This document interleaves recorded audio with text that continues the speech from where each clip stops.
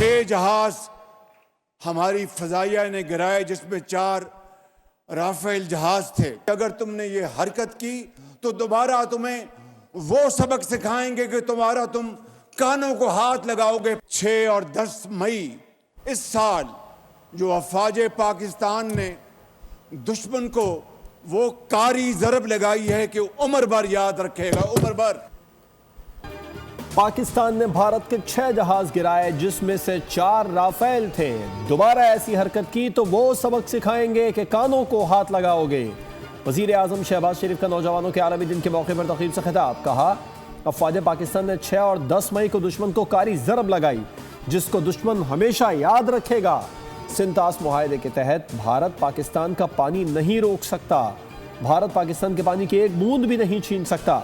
पाकिस्तान का मुस्तकबिल नौजवानों के हाथों में है। होनहार नौजवानों को मेरिट पर 1 लाख लैपटॉप बिला सूद दिए जाएंगे।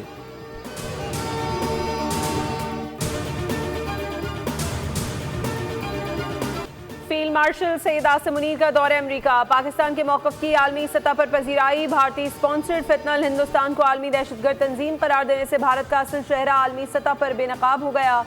सिक्योरिटी ज़राए के मुताबिक हालिया अमरीकी फैसला पाकिस्तान के मौक़िफ़ की आलमी सतह पर तौसीक है।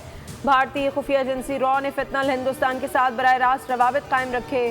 फितनल हिंदुस्तान को माली इमदाद फराहम की। बरतानवी अखबार फाइनेंशियल टाइम्स ने वाशिंगटन में फील्ड मार्शल आसिम मुनीर की पजीराई पाकिस्तान की सिफारती अस्करी कामयाबी और भारत के लिए धचका करार दे दिया। लिखा, फील्ड मार्शल का 2 माह में दूसरा दौरा अमरीका दोनों ममालिक के ताल्लुकात में गैर मामूली बेहतरी लाया।